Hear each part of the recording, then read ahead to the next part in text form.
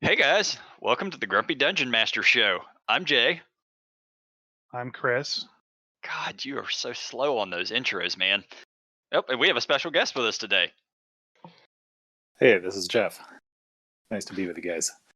Thank you, thank you. This is a completely weird and new intro. We're not used to having a lot of guests on here, so.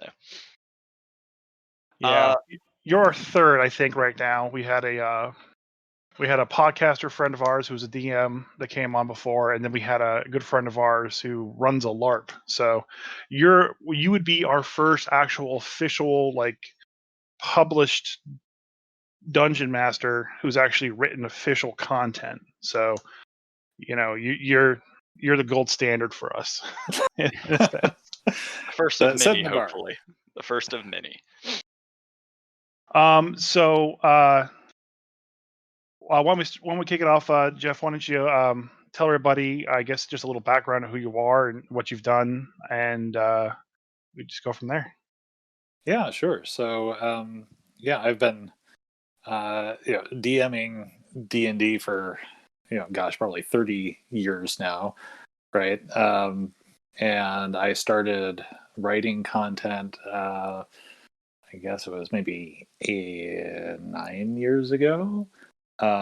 Back during fourth edition, I started by writing some adventures in Dungeon Magazine, and then ended up working on some of um, the flagship adventure products as the game was transitioning into fifth edition. So I co-authored Legacy of the Crystal Shard, that was actually back when it was called D&D Next, right? So fifth edition Yeah. hadn't rolled out yet, and we were kind of working with an interim rules system, which was fun. And then I also worked on Princes of the Apocalypse, and I've also done some work with Toonhound Studios for their Table Titans line. So I wrote their first adventure, which was the Terror of Haverford, based on their first season of the comic. And then I kind of took a little break from D&D writing for a few years, but now I'm back at it, and happy to be here. And now that I've come back, the Dungeon Masters Guild is a thing that wasn't even a thing when I left. Yep. So now it's a big thing. So that's pretty cool, pretty exciting. The community has really grown hugely over these past several years. So it's an exciting time to be back. Yeah, we talk about the D&D community growth. It sounds like you're sort of in the same age range that me and him are. Like I'm mid 40s at this point. So I grew up. I started playing in 1990, rural Georgia. So I kind of grew up, you know, in that era, in those locations where it was considered not okay to play D&D and so forth. Uh, but yeah, like it has just massively grown over this past decade. Part of that I think is because of Critical Role. Part of it is because of fifth edition. Hopefully, nobody hates you for starting in fourth edition, but it's not your fault. You have no control over the editions. You're just a writer. So Well, I secretly love fourth edition, but yeah, I mean, I think I love I all the editions, yeah. quite I frankly. started in fourth edition when I heard Chris Perkins take the Penny Arcade guys and Scott Kurtz through. I guess they were doing the beta stuff at that time for fourth edition, and Mm-hmm. I was immediately hooked. And I had never really tried D&D until fourth edition, so my first and only exposure to Dungeons and Dragons was fourth edition for quite a long while. And I kind of play fifth now. I'm like, this is just fourth edition with some improvements, and Mhm. I get so much heat for that. It's weird. Um, eh, Yeah, Yeah. I feel that fourth edition, as it was written, works beautifully for the board games. Like Mm-hmm. I own several of the board games that were released. There's just fourth edition rules. It works great. You have cards for your actions and so forth. Fifth edition is mostly fourth edition, but like you said, with just a few upgrades. Yeah, I feel like that must have been that must be interesting having come to the game in fourth edition, since it was, it definitely was a very different presentation of the game than Oh any of yeah, the other editions, right? And I think you're right. Where fifth edition has a lot of the design work under the hood, still carries forward a lot of what they did in fourth, but obviously it's presented much more, the way that previous editions had been. yeah, More traditionally, yeah. yeah. You're not playing cards to do things. Right. Right, exactly. Yeah, and it's funny. It's like, fourth edition actually. I remember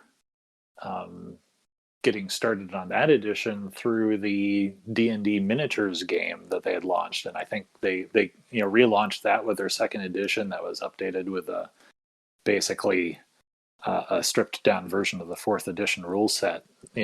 Just a couple months before the fourth edition core books came out, and that was actually how my wife got into the game, was through the miniatures game, and she loved that because she's all about the combats, right? So it was all combat all the time, so that suited her just fine.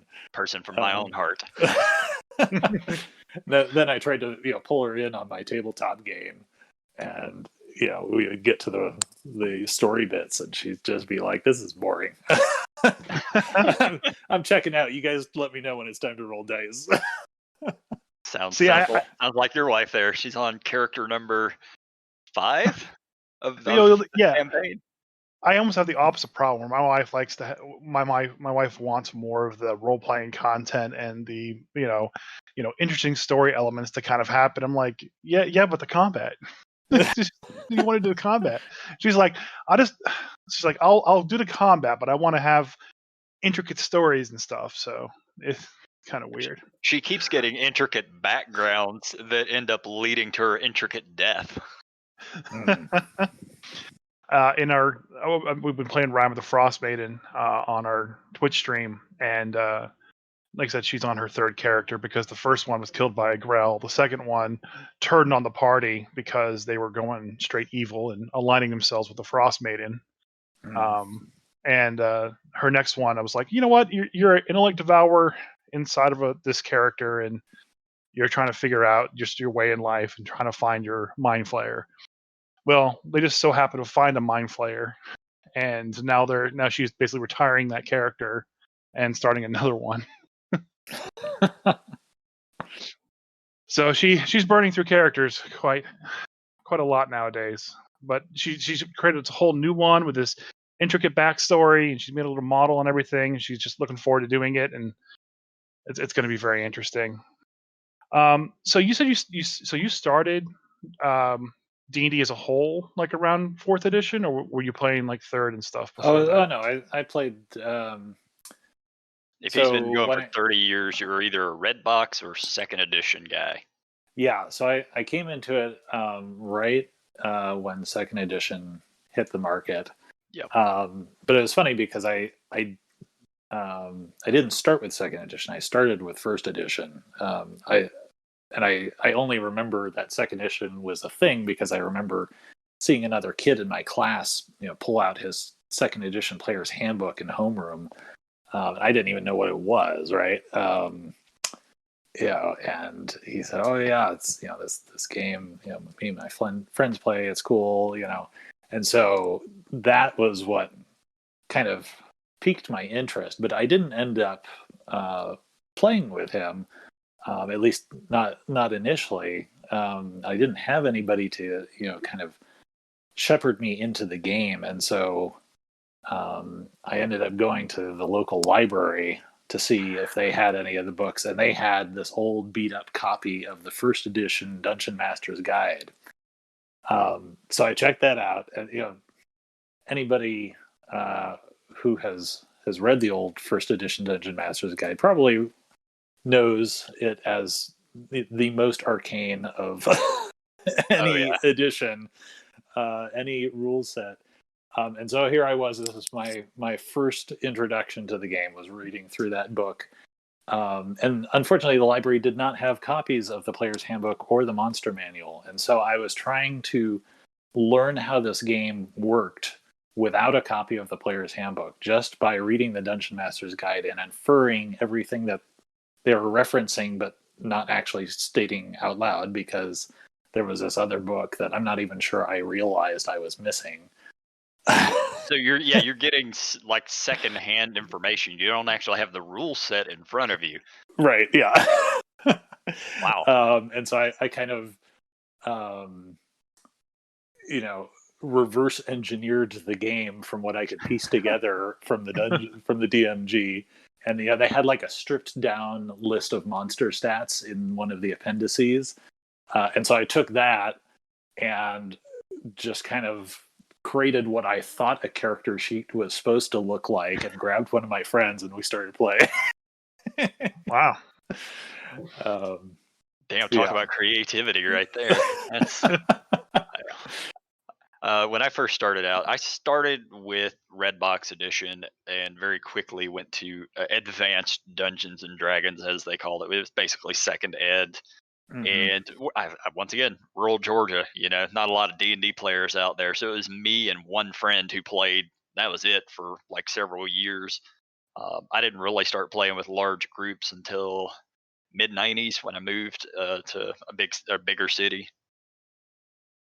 But yeah, it's go ahead. So you started writing for Dungeon and for, I guess, WotC in general, Mm-hmm.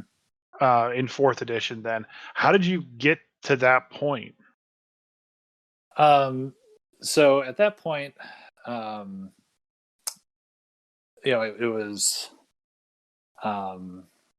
was right after I had moved to San Francisco. It was shortly after my wife and I got married. We moved to San Francisco, and I was looking for a gaming group, and got one together. We started meeting up every week, and I was running. When the group started, it was shortly before fourth edition came out, so we were running a 3.5 game. And then fourth edition came out, and so I started running that.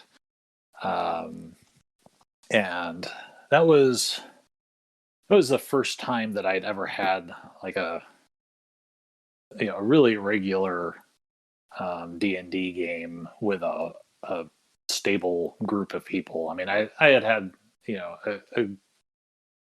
a group some years before that I'd done some second edition with, but I was really having those weekly games where I was able to actually start taking this group through multiple adventures and actually start playing through campaigns like what everybody imagines that you're supposed to do, the way that the game's presented. Quick question for you. When you started out running, were you using modules or were you homebrewing stuff? So I started off with modules. For when we first kicked off with 3.5, I ran the old Forge of Fury module because it was one of the only two that I had on my bookshelf. And then fourth edition, I ran the Keep on the Shadowfell, right, which was the first published module for that edition. Waypoles knows all of them. He all the fourth edition ones, he pretty much ran them. Yeah, that was a good one. But yeah, I wanted to run that one just to see, what a fourth edition adventure looked like, right? But then after that, I took it into a homebrew game, and ended up, doing a whole campaign. And I pulled a couple of the other official modules in. Like I remember I pulled in the King of the Troll Haunt Warrens, and I kind of took inspiration from that story arc that they were doing through the whole adventure series, with it culminating in Orcus as being the big baddie at the end of the campaign. So I have to ask you. You may or may not remember because, it was a decade ago. So keep on the Shadowfell. When you finally get through the keep and you go through the whole dungeon and you fight the Orcus, I think it was a war priest or something like that at the end, and you beat him. And there's that portal that he was trying to open down there.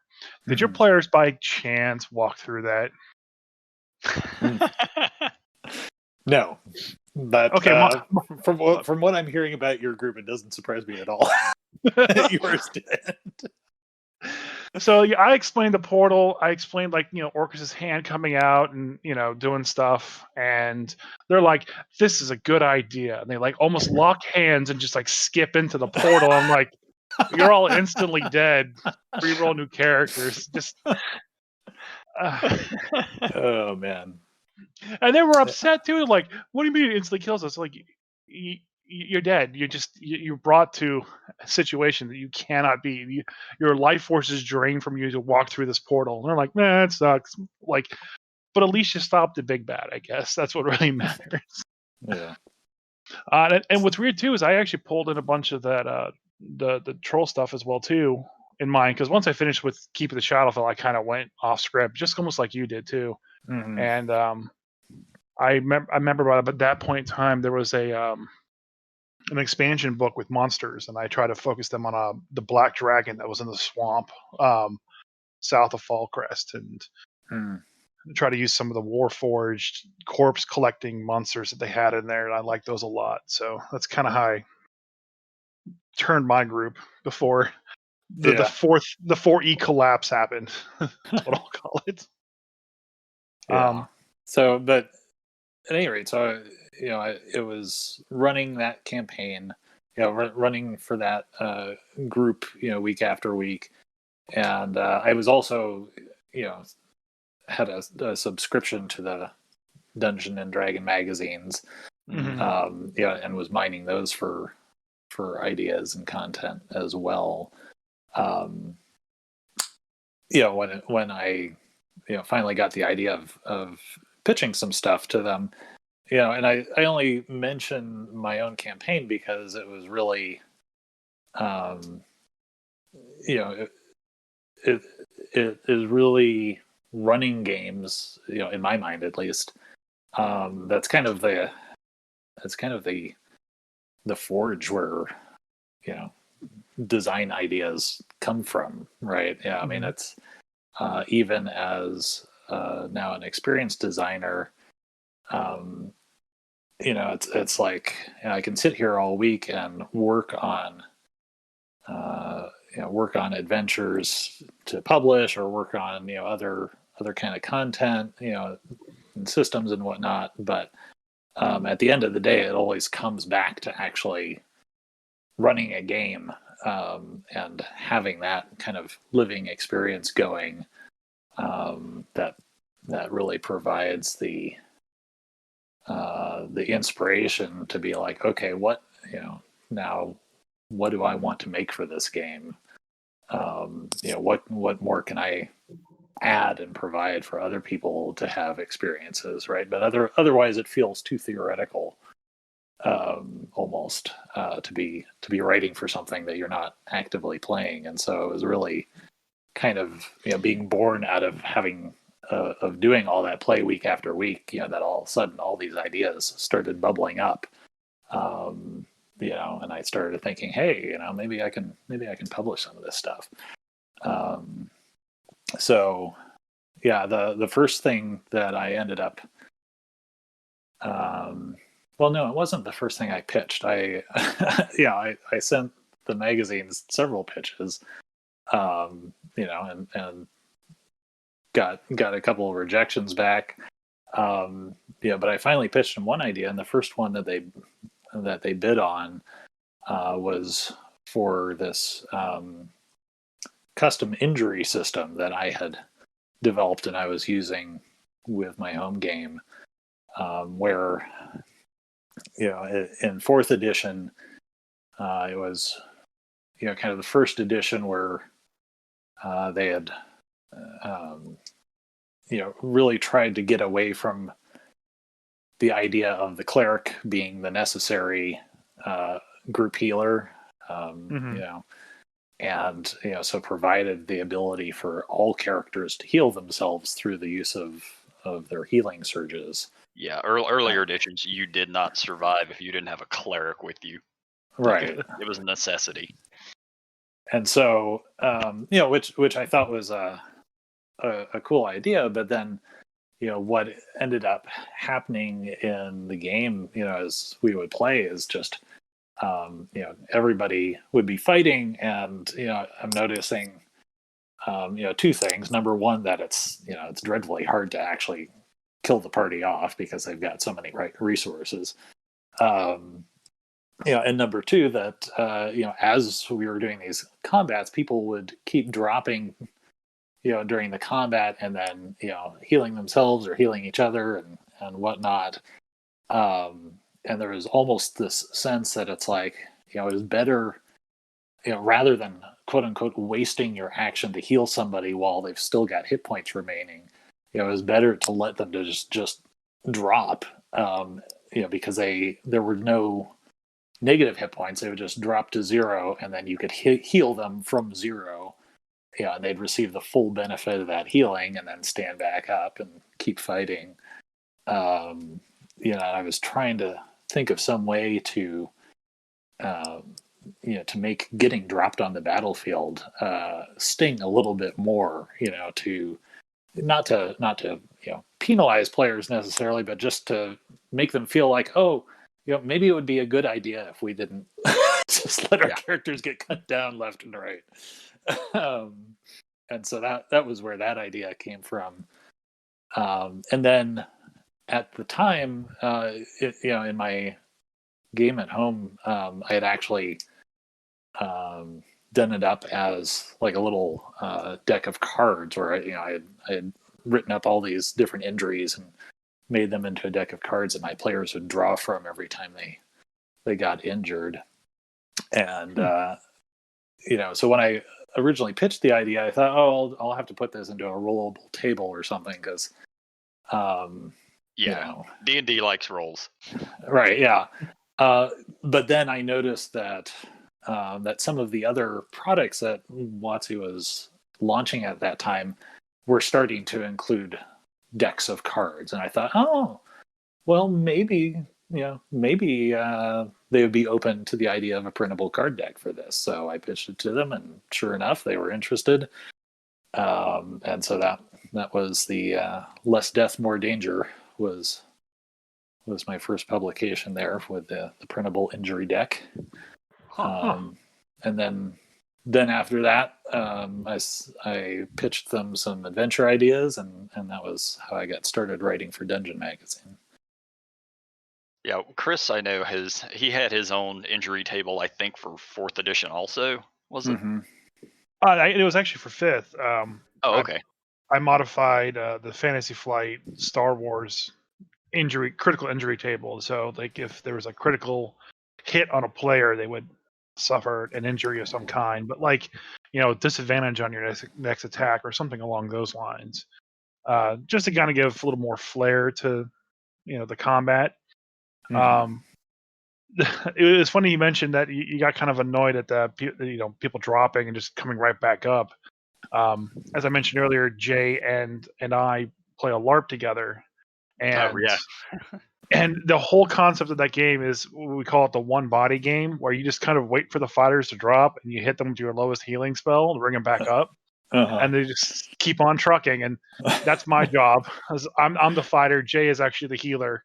Yep. And he'll hit me with like 4 hit points. I just keep swinging like nothing happens, and I drop. He'll stand up, swing 3 or 4 times, go back down. I heal him again, stands up, swings 3 or 4 times, repeat. Yeah.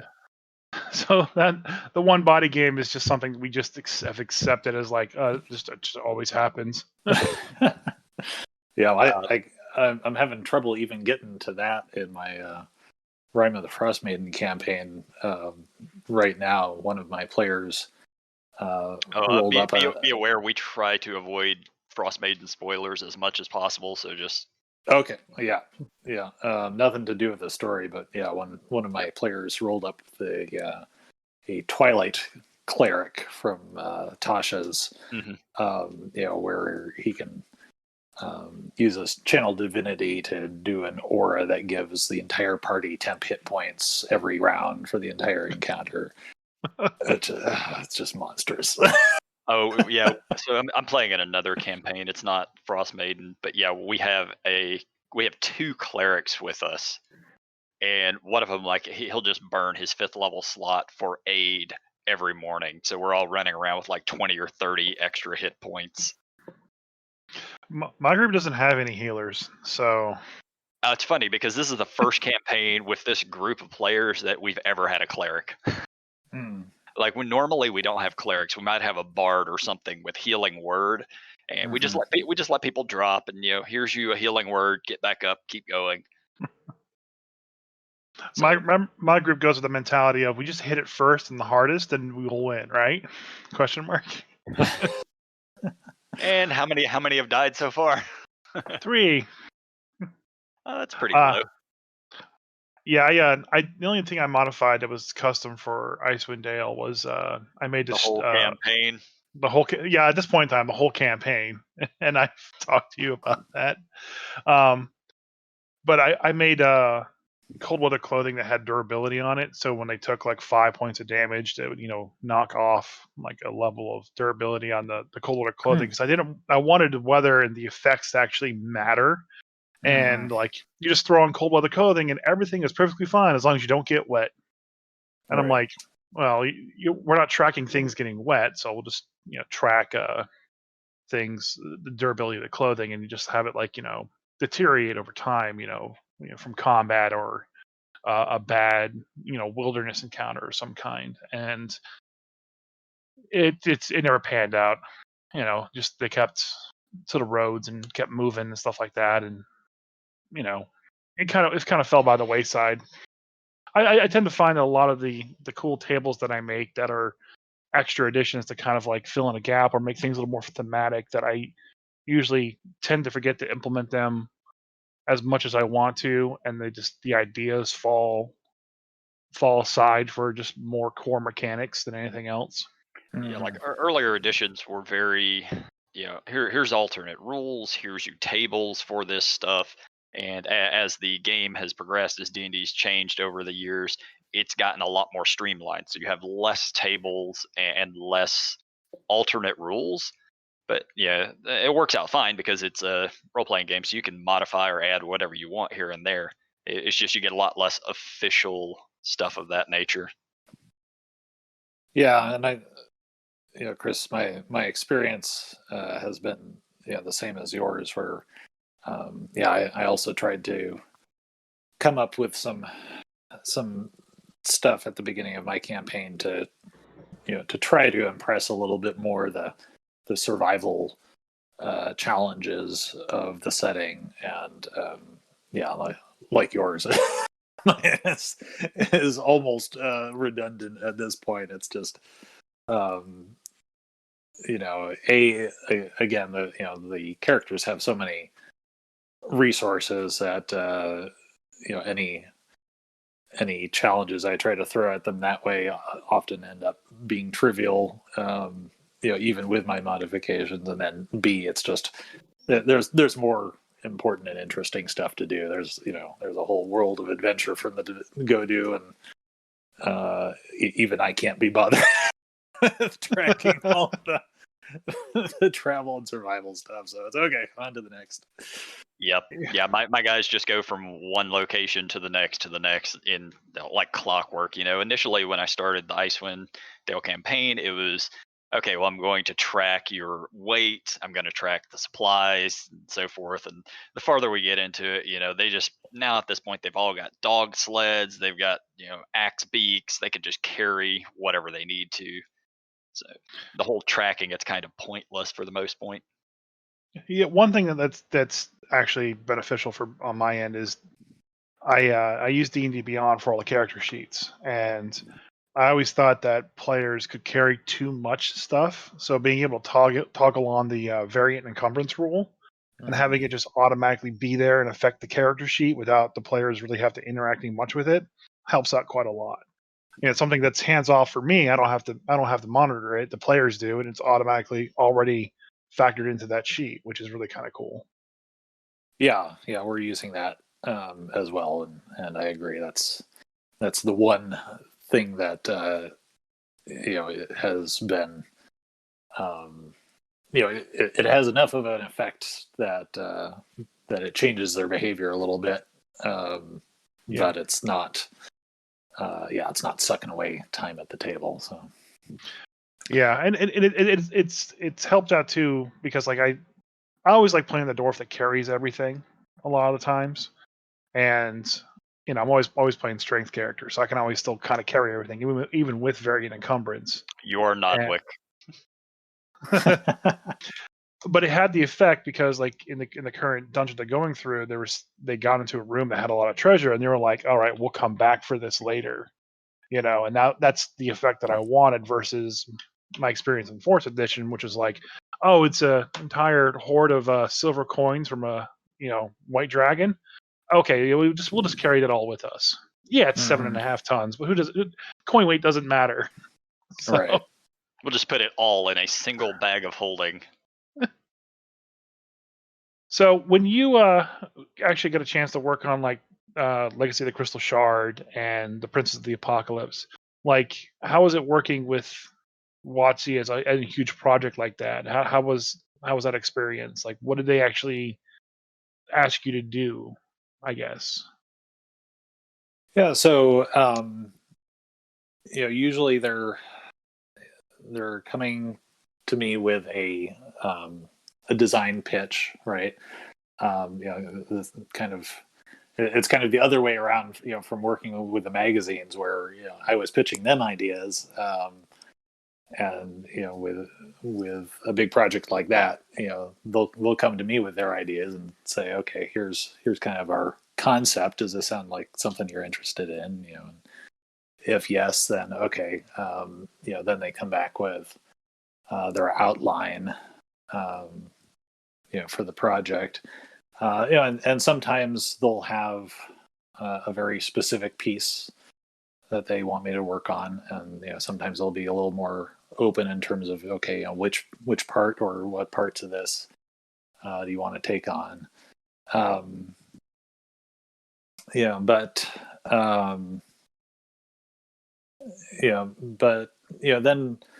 then once I've got kind of my piece of the puzzle, it's it's pretty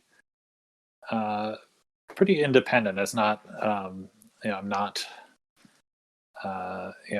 online constantly with the other writers or editors throwing ideas back and forth necessarily. It's very much just kind of I dig into my piece of it, and then if and when questions arise, if I need to understand how something plugs into the larger whole, then obviously I'm going back to them and asking questions. But I think also certainly more so as they've gone on with their kind of design frameworks for fifth edition. A lot of the content is a little more modular. Even though they're putting out these huge 300-page adventure books or what have you. If you look into them, you realize that these adventures are actually collections of mini adventures or little encounter locations that are all strung together. And that's by design. Obviously they want people to be able to pick up an adventure and engage with it in a single sitting, right? So even though yes, you've got this huge campaign that's a year or more's worth of material that you can play through if you want, you can also just pick it up and say, okay, tonight we're just going to run a little one shot, and it's going to be the cave outside of East Haven or whatever. And that could be it. You could run that in one session, and there's your game for the night. And it doesn't have to doesn't have to tie into the larger campaign, and so that makes it a little easier to work on as well as a freelancer, and for them to manage, with multiple authors and whatnot, where not every piece has to be intricately involved with every other design piece. Each author can kind of work on their sections, and then of course they bring it in and start hammering out any inconsistencies or tying things together more. And they will make notes also in their outlines about here's how we want you to, or here are some opportunities to tie it into other threads that are going on in the adventure. Got it. Yeah, like one thing, it's sort of just from listening to what you're saying, and honestly, having watched Chris run his version of Icewind Dale, which is not even really the written version of Icewind Dale. If I was to run it a second time, I would run it completely different from how I'm doing it. So Icewind Dale is actually the first module I have ever run in my 30 years of D&D, and I've been DMing that entire time. So I'm just running it by the book because that's how I see it. And now I'm listening to you see how he's doing it, and honestly, I would go way off script if I ran it a second time. Because it is, like you've said, Icewind Dale very specifically, I'm sure a lot of the other modules are this way, it is broken down into a whole lot of mini adventures. And, you can alter those, you can throw them out and create your own to fill the void. It really is a campaign that could be homebrewed from nearly beginning to end. Yeah, absolutely. Yeah, like I really like that, and I'd never thought of it that way until just a couple of days ago. So what parts of let's take Prince of the Apocalypse did you write? So that one specifically, I designed the Black Geode, which was the dungeon kind of at the end of the Earth Cult story arc, where you go through these caves that have been heavily warped by the powers of elemental Earth, and at the end of that, you're either facing down with the Prophet of Earth, or you're facing down with Ogremak, who is the elemental prince of Earth. Okay. So you just had that one. So basically, they presented you like, "Hey, these are the things we want people to write," and you picked this one, or you were asked to write for that part, and you kind of wrote. You did the whole dungeon, kind of, I guess, probably sketched out what the dungeon looked like too, and all that. I did the dungeon map. Sketched it out. Obviously, they have an artist who does the final art, but I was not presented with a location, so that whole dungeon was my design and mapping and whatnot. Awesome. And that was, I think that was actually maybe the first time that I got into what has become kind of my standard, my go-to way of mapping out and creating dungeons, which not that this is unique by any stretch, but I found it very helpful, which was to design it as a flowchart rather than trying to sit down and go straight into a map, right? And so thinking about just the form that I want the dungeon to take, and not even the specific locations, but just how do I want this dungeon to flow? How large should it be? How many different areas do I want? How do I want them to connect up? Kind of what do I want the journey through this space to look like? And then once I've got that kind of mapped out, then taking a second pass at it, and still just with the flowchart, then going back and saying, okay, now what are these spaces? Right. And maybe I've made some notes jotted some notes down as I've been sketching out the flowchart. If I have a particular idea, right? Usually there will be a couple of spaces that I already have in my mind. Like, I remember with the Black Geode, I had the idea for the entranceway just being this, underground causeway with these giant statues of the Earth cultists flanking it, and looking down over the heroes as they entered. And I had an idea of a ravine that ended up kind of being a central node in the dungeon. But then going back and just thinking, okay, what are each of these places going to be? What's and really trying to give each area a unique character, right? Or a unique hook. What's interesting about this location? What's different about that? And and that really was essential to me with that one, because caves can be such a challenge. If you're mapping a dungeon or a castle or something, there's those are living spaces or working spaces, so there's lots of room to easily glom onto different areas as, this is the armory, and this is the library, and this is the barracks, right? But it's like a cave is just, it's one damn room after another. Just just a bunch of rocks, right? Yeah, and a lot of them might just be empty space. I mean, right, yeah. And so and so really trying to give each chamber its own unique flavor, and then only then, once I have the entire structure mapped out and I have the unique hooks for each room, and I know what they all are, and then it's pulling out the graph paper and seeing, okay, what does this actually look like, right? And that's very interesting. You brought up that method, because I've always, whenever I've created dungeons or created like encounters, whatnot, I always start with like, all right, let's map this thing out 100% first, and then start writing the encounters to fill in the spaces. Mm-hmm. And I think it was only when I went through Ashley Warren's RPG Writer Workshop, that they brought up the idea of doing the flowchart first.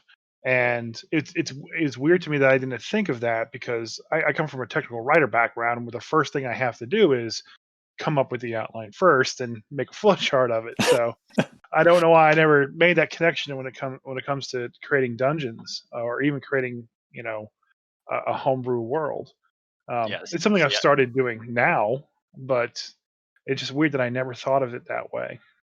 yeah. And I come from a cartography background, so the first thing I'm going to do is sketch out a map. Mm-hmm. and it's weird, because I was actually taking a look at the Black Geode and the map and everything, and looking at the rooms. And one thing I noticed too is that I think it was one of the other books had a cave. It was I think the book with Tiamat on it, Tyranny of Dragons. Oh, uh-huh. There's a cave in there too, and it is a cave, but essentially it's just a den. So like, here's the armory room, here's this room, here's that room, and Mm-hmm. it's just like, well, this could just be a dungeon. This could just be a building. It is a building, just in cave form. Right. Whereas looking at yours, it's like, this is an actual cave full of things. Like, they may have like an arcane foundry or something, but they don't have like, here's the barracks of the cave, Mm-hmm. kind of thing going on. So that's a very something to keep in mind, I guess, when players are creating something. It's like, don't just take your traditional dungeon and just fill it in a cave environment and move on. And that's good advice for me, because I have plans for another one shot, and I was going to make a dungeon. I was already thinking about it last night, and I was like, okay, well, this could be the room that's going to have all of the provisions and stuff. And now that you say this, and then I see that, I'm like, I can't do that. I can't just take this building and put it here in this different environment and call it done. I gotta think of things like, what would really be here in this structure, or this cave environment that would actually really be here. So that's very interesting. Yeah, and I mean, and also,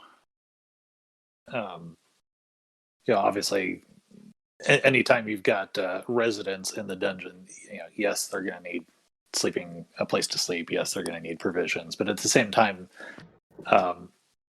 if a room's entire identity is this is the room with the provisions, that's not terribly exciting. Yeah, it's kind of boring. It's So, just a room. It's a room to dig through a couple of crates and then get out of. Yeah. And so it's again, kind of coming from the first principles of what is this dungeon. It's like, okay, well, what was this place? This yes, it's the place where the current residents have put their provisions, but what was it before that? All right, what was going on here before they ever showed up? Right. And I think that was maybe easier for me to. Hey, you back? Yeah, sorry, I'm not sure what happened there. Oh, it's okay. I was swallowed by the elemental maw, giving away too many of its secrets. No. What were you just saying? Forgot. I was. Well, I'm not sure where I cut it out there, but Yeah. I was just talking about how you could have some dungeons, and caves and whatnot that would be heavily defined by their residents, if they've been purposefully created as living spaces, whereas someplace like the Black Geode was first and foremost a fane of elemental power, so it was really about Earth in its rawest form, so even though you do have humanoids, these cultists that have that are occupying the caves, they aren't really its masters, and this place is not for them. Right, so it's they're squatters. Yeah, exactly. So when you wrote the Black Geode and you sent it back to Wizards, did they change a lot of it, or what was that process like? Yeah, so actually, that one was a little different. At that time, the development on that was being done by Sasquatch Studios. Right when 5th edition came out, WotC was really focused on getting the core rule books out, and so they actually contracted some other studios to do their first adventures. So I know it was one other studio did the Tyranny of Dragons. I forget if that was Kobold Press or maybe it was somebody else. I can't remember. And then Sasquatch Studios got the contract to work on Princes of the Apocalypse. And so I was actually working with Rich Baker, who is at Sasquatch, who brought me onto that project. And then later they turned the manuscripts over to WotC, who did the final pass on that before publication. So it changed a little bit. The map, and the layout and general features of the dungeon as I created them stayed the same. Some of the room descriptions. I think some of the read aloud text got revised. If memory serves, I think my room descriptions were perhaps a bit florid and had to be tightened up. I was waxing poetical about earth and mud and stone. Personally, I like that. I do it myself. So yeah, certainly that's something I've come to have a greater appreciation for. The more that I work on game design is trying to find that economy of words. When it comes to the read aloud text. And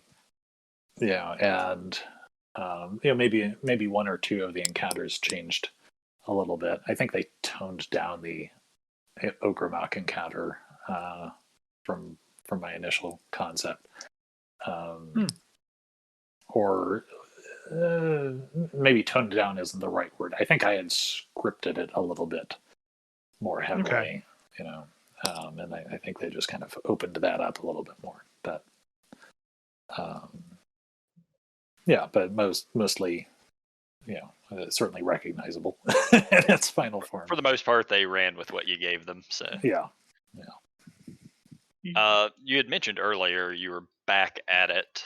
Is there any way you could tell us what you're working on at the moment, or is that hush hush? Yeah, unfortunately, I can't. Okay. Can't speak to it because nothing No worries. officially announced yet. But I'll certainly tweet out once things are out in the open. So yeah, let us know. We'll pitch it for you as well. So yeah, absolutely. But exciting stuff in the works. So good. But you did publish your own, like, coming back to it thing on DM's Guild. What was it like writing back for that after all those years away for a little bit? Yeah. So when I first came back, I was still reaching out to my contacts to see about getting on some larger projects. Obviously, I knew that that people were publishing on the DM's Guild, and that was something I wanted to check out. And so I went and joined the community there for anybody who is who are creators or aspiring creators looking at getting in on that. There's a fabulous community over there. You can get involved with them on Facebook and Twitter and Discord. And just a fabulous group of creators. That, of course, is where I met you, Chris. Yep. And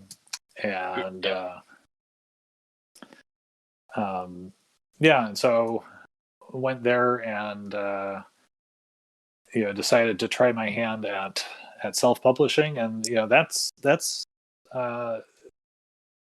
really interesting. It was a very different experience, because coming from a world where I was working with publishers and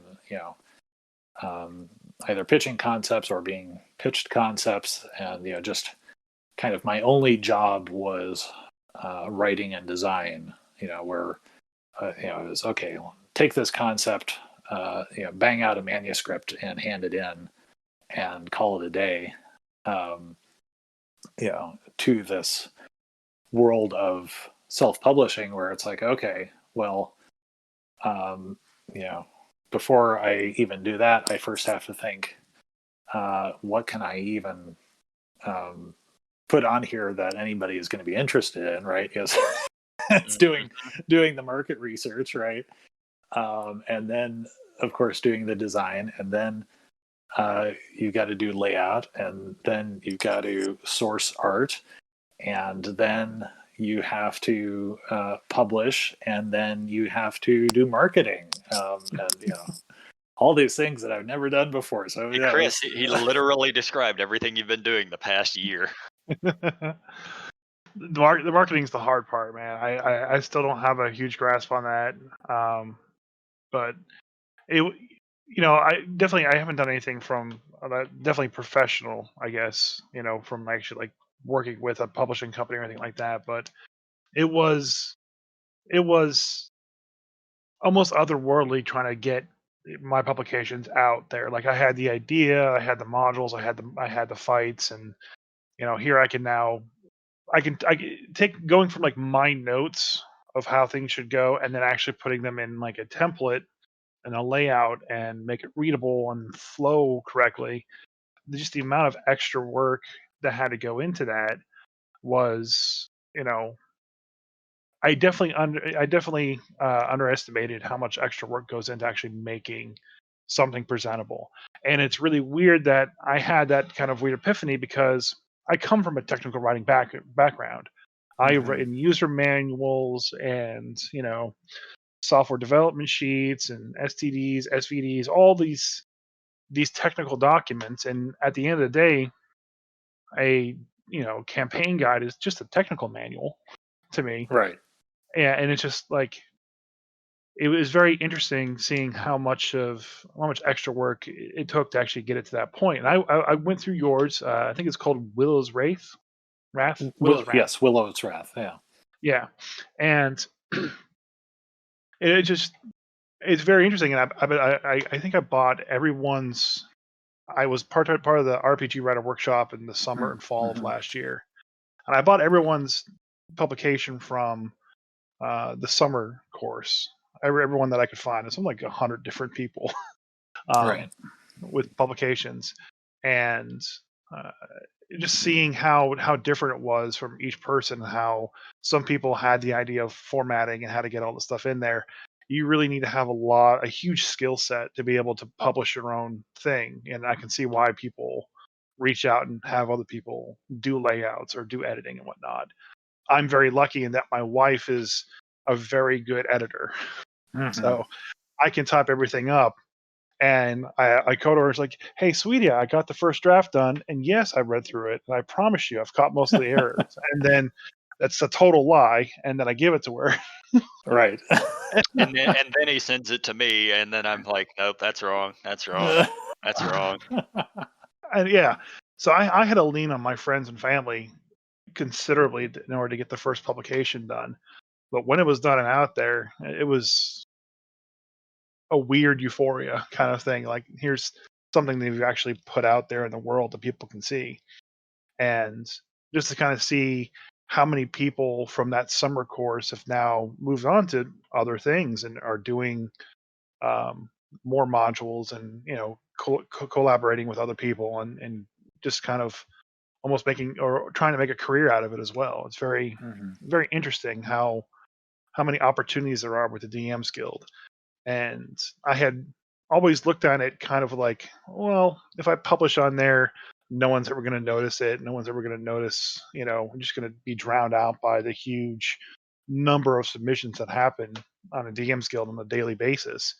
And that really wasn't the case. Just everyone in the RPG Writer Workshop has had some good success when it comes to their publication. And now you have a publication. Like you have this now. It's like it's a great thing.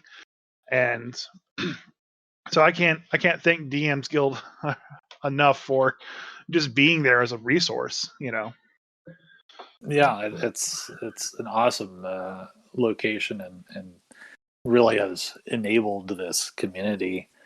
And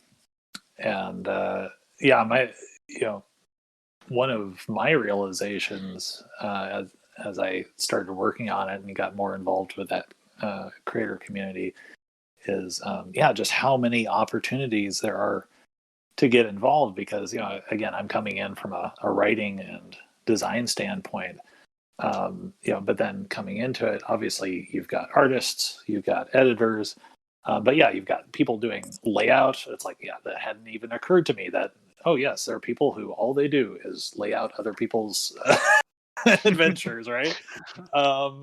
And it's spectacular. I look at especially some of the stuff going up on Drive Through RPG, and with some of these independent games going up, and now again, it's one of those things where it's almost invisible to you until you've grappled with it. And so having gone through that process and having had to try to do my own layout, now I look at pieces and I think, wow, what great layout. It's phenomenal, and then project managers, right? You've got because again, there's so much. This is something that again, maybe is not evident until you kind of get into it and you see what's going on from the inside. So much of what's going on the DMs Guild nowadays are not just individual creators, putting up individual works, but it's whole teams, right? It's um, it feels like a professional industry where you've got people pitching projects and hiring on writers and artists and editors and whatnot, and so you've got people who all they do all day long is manage these projects. And so it's like, even if you've never written an adventure in your life and you're never going to write an adventure in your life, you can still get involved if you if you've got if you're good at herding cats and coordinating between people, you've got a job. If you've got a product idea that you would love to see somebody else write, go find somebody to write, and then help move that over the finish line, right? Because there's room for everybody in there. It's just awesome. So, like, one of the things that recently came out was Eyes Unclouded, which was like a huge campaign setting, kind of taken from Studio Ghibli. Mm-hmm. And I've been trying to get my wife to go through and read it, so I let her have a chance at DMing and seeing that side of the table. And that's why I keep pitching there. But that team was like 45 people that wrote that. Oh my gosh. Yeah. It was huge. And, it's already mithril status on DM's Guild, which is, big goals. But, now they have a hardcover book that they're printing out. So, at some point in time, DM's Guild is, is for the, everyman. But at the same time, too, it's like you can put out this huge adventure, at a high professional standard. It's really, really quite amazing.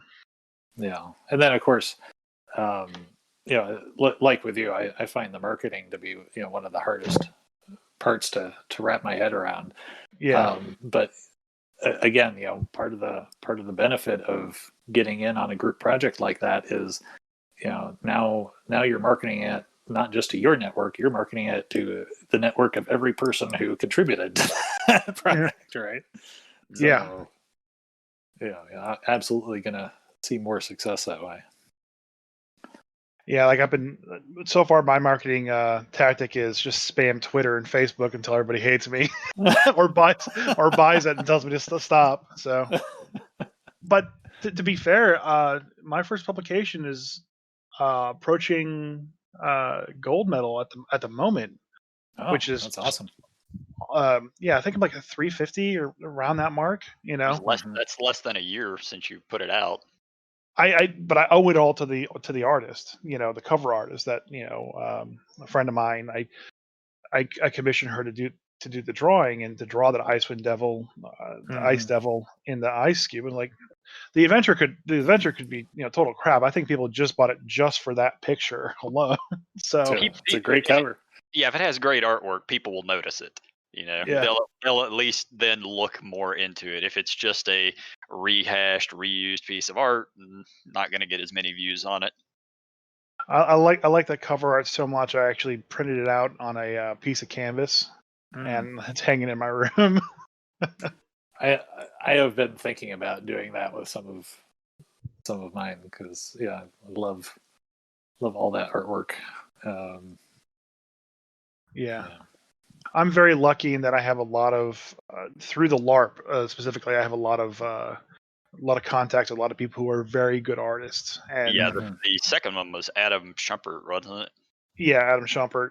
He's actually done like artwork for Fantasy Flight and a lot of other big companies.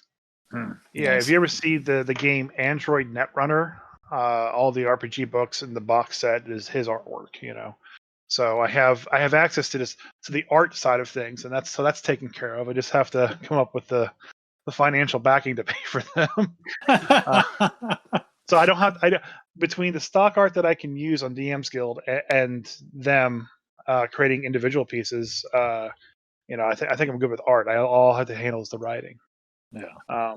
I actually went through with the Christmas one shot and actually hired somebody else. I actually wanted to experience the process of hiring somebody and like pitching them the idea of like, hey, this is what I want, and then coming back with what they have and sending back notes to clean up stuff. So like I commissioned someone to draw Krampus for my Christmas module, and that was a very interesting experience. It was really nice working with that guy on that, and getting a unique piece of art just that is just Krampus, which was very interesting.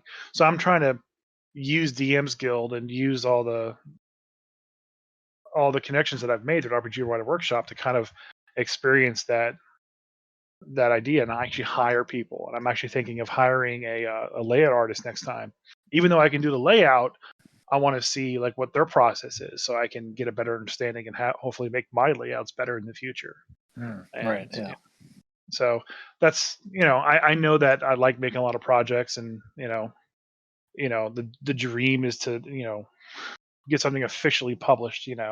But in a sense, it really already has, because it's on DM's Guild and it is officially published. Yeah, and I'll say even having worked on official publications, it was still a thrill for me. You mentioned at the very beginning that you sorry, you cut out there for a second. I apologize. Yeah, that's all right. What were you saying? I said you mentioned at the very beginning of when we started talking that you work for with Scott Kurtz, Toonhound Studios. Yeah, and you did the Table Titans. I bought that. I never got a chance to read that or run that. I loved Table Titans. I bought everything I could before I got married for their stuff.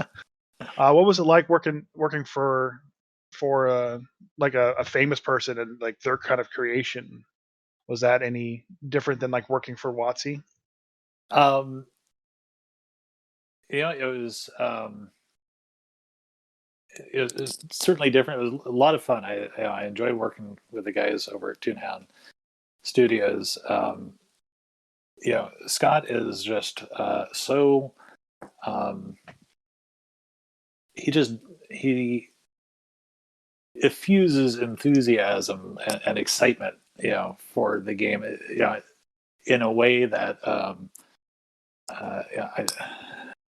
it's it's like the excitement that I felt when I was back getting into the game, when I was 13 years old, right?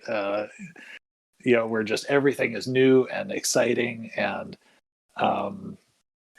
now as a 40 something, having played this game for decades, right? It's easy sometimes to get a little cynical, or to feel like this has already been done to death.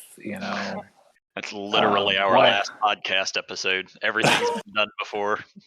Right. I almost had like a little crisis of faith, a couple of years ago, where I'm like, why am I even playing this game? I mean, I love it, right? But it was like, really, why do I keep doing this week after? Like, it's not like I've never run a Goblin Stronghold before. Like, how many times do I want to do this? Yep. I kind of found my way through that, but we're working with Scott. He's just got that enthusiasm, or gives me that feeling of like, everything old is new again, right? And so I love that, and love bringing that in. And so and of course he invents all these ideas for his stories in the comic strip, and for the setting that they're all taking place in and whatnot. And so just listening to him talk about it, gets me excited. And then I go in, and start, thinking, okay, what kind of adventure can I create for people to experience this for themselves, right? And then it feeds back, right? And then I pass these adventures back to Scott, and then he loves it, right? Because of course, he plays D&D, but he's not a game designer. He's not going to write his adventures for publication. And so then he gets excited about what I'm doing, and then he throws me more ideas. It's back and forth. So it's just It's Everybody a just feeds lot of off fun the that way. enthusiasm. Yeah. Yeah, exactly. So yeah, that was a fun project, and hopefully got more fun stuff on the way. Yeah, like I said, I really liked his Benwin character. Like I said, because Acquisition Incorporated is how I got into D&D. Was that group, Mm-hmm. And to seeing how it's changed. Like now, Table Titans is a split off brand from that as well too, and it's just like to just see how one idea and like a wizard, a fighter, and a cleric walk into a dungeon is the most tried and true story that's ever existed. And you look at it now, and now it's like a corporate CEO that's like time traveling and interplane hopping in Forgotten Realms, while you have Binwin over here in his own universe doing his own thing, Mm-hmm. and it's really interesting to see how far you can just take a simple concept that's been done 1,000 times before and come up with something that is totally different and totally unique because those characters grow over time. Like you wrote a companion book for Icewind Dale with a bunch of companions in there, and they're all just chock full of potential to be world changing if you just take them and run with them and see how the players go. And that's kind of like how I try to run my campaigns. Is I started with Icewind Dale in the book. Okay, Mm-hmm. great, cool. Here's your secret. Here's your secret. Here's your secret. Oh, you're going to take this secret and run it and spin it this way. Cool. Nothing bad will happen with that. 3 sessions later, so you're all allying yourself with the Frost Maiden, and you're just going to slaughter everybody now, I guess. Okay, let's just see how it goes. You have And officially become the bad guys. don't need this book anymore. Uh, so it's super interesting. We're actually just past the 1 hour mark. We've been talking for quite a while. We could probably keep talking for another hour. But before we end this, we have all our guests always add something to Craig and his never-ending story. So just imagine that you are creating a character. You know that it's Uh-huh. going to be a full orc bard, and you've got a little bit of his backstory. He's got a older, smaller brother who goes by the name of Trevor, who bullies Craig. And Craig, let's see, what else was it? He plays the drums only as far as being a bard. And, no, he plays wind instruments. I'm sorry, he only plays wind instruments, and he has a pixie by the name of Flicker that hangs around him all the time. So, with this story, add anything that you would want to add to this character that you're creating. And if you want, it can just be a stat. It can be a magic item. It can be whatever. Oh my goodness. Well, I think he probably has a bag of holding. Its name is Ordu. Okay. Because it used to be an ogre. It lost its head to some adventurers, but they took the head as a prize and enchanted it to swallow their belongings and then regurgitate them back out whenever it's needed. That is fantastic. So Craig now has a bag of holding that is made from an ogre's head. Ordu. Named Ordu. Does it actually converse? Oh yes. Okay. Yeah. Ordu, gets hungry frequently and will ask Craig to, feed me. And so he puts his flute or puts something down in there, and that's great. It comes back a little slimy sometimes. Yeah. So it's not quite a bag of devouring, but kind of. So yeah, if you put something organic in there, it might go missing. That's awesome. I love it. Well, Jeff, thank you very much for joining us. You know what we forgot? Now that I think about it, What's that? your grumpiest story that you have as the DM. My grumpiest story. Oh my goodness. So this would probably be the flack that my players gave me for one of the many party kills that they've endured. It was one of their most deserved, and they felt the most aggrieved by it because it was the crushing walls trap. Oh yeah, I love traps. And yeah, they walked into it. I can't even remember what the setup was. Yeah, they were in some tomb. I don't remember why they were there. You know, and the walls started coming as it was like the trash compactor in Star Wars of New Hope, right? The only sticky bit being instead of the garbage monster, there were a bunch of wraiths in the room because it was a tomb, right? And so the wraiths could flit in and out between the walls, right? They didn't care about getting crushed. But the party saw the walls are closing in, so a couple of them run out, and then some of them just stay and start fighting the wraiths. And as each round the walls are getting closer and closer, right? And we're playing on a grid, right? Because it was 4th edition.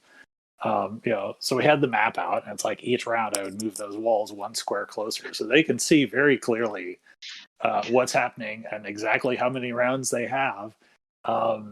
And like the guys in the room are not moving towards the exit. They're holding the fort, doing I don't know what they thought they were doing to fight against these wraiths. And then the characters who had already escaped and run out into the hallway turn around, realize that their companions are still fighting the race, and so run back into the room to back them up. Oh no. And then they all ended up getting crushed. And then afterwards they were so mad about it. I was like, I don't know what to tell you. You had 6 obvious rounds to flee the area. Yep. You had perfect control over that situation. I mean, might somebody have got cut down by attacks of opportunity? Sure, right? I'm not saying that everybody could have fled and survived guaranteed, but absolutely, half the party was already out of there, and the others could have at least made a dash for it. And if one person falls, then lose one to save the other 4. Yeah, that's the way it goes sometimes. But nope, all for one and one for all. So that was the end of that campaign. That's awesome. Yep. I love players too. Like you. Actually, this happened to me actually literally last night too, where I've been playing a Star Wars game with a friend of mine, and I'm playing a very evil Zeltron rogue, and we had found this Jedi holocron, the Sith holocron more specifically, and it's a master holocron, so it's huge and it's got all this information on it. And being a Sith herself, I'm very attracted to this Sith holocron, and I keep getting closer to it because it's just radiating energy that I want to feed off of. And he says this door opens up, and I see this green glowing, almost like scarab-like thing inside the Sith holocron, and I'm sitting there thinking, I'm like, okay, as a player, I know I touch that, I'm gonna die. I just know it. I don't know what it is, but if I touch it, I'm gonna die. And it's like, okay, does my character want to touch it? And she's not stupid. She's going to let her Jedi Master look at it first and figure out what it is. So I kind of do like a 4 sense on it just to kind of get an idea of like do I understand what it is? And he's like, no, and it's weird because it's not like the grander force. It's more like the living force that's in this thing. I was like, okay, cool. I'm going to let the Jedi Master look at it first, and then we'll figure out what it is. And so when the Jedi Master came over and looked at it, it was some kind of like scarab that feeds on Sith energy and is used as a torturing device. Like if you touched it, it would have just latched onto me and started draining all my Force energy out of me. And so if I would have touched it, it would have been my fault, not the DM's fault. It's not the DM's fault the trap worked on the player. Yeah. It's the player's fault. That's the best, get them to will be willing participants in their own demise. That's I'm the just gonna best. I'm just gonna stay here and just stay in the crushing room. I'll be fine. I'll be fine. It's the worst that could happen. We saw how it ended in Star Wars. Nothing happened. It's fine. Yeah, right. Well, Jeff, Dear. thank you again for joining us, and hopefully have you back on sometime. Yep. Yeah, If there's my pleasure. anything you want to pitch, social media, etc. Yeah, people can follow me on Twitter at the Open Tome. That's TOME, like the book. Or you can check out my website at theopentome.com. And yeah, thanks for having me on. It was a great time. Great chat. Thanks for coming Thank on. you. All right, bye guys. Bye. See ya. Hey guys, thanks for listening to our podcast. If you will, please check us out on our social medias on Facebook, Grumpy Dungeon Masters Twitter, at Grumpy DMs _DMs. Instagram, Grumpy Dungeon Masters. and every Saturday night at what time? 8 p.m. Eastern Standard Time. On Twitch.tv /Grumpy Dungeon Masters. Fuck yeah.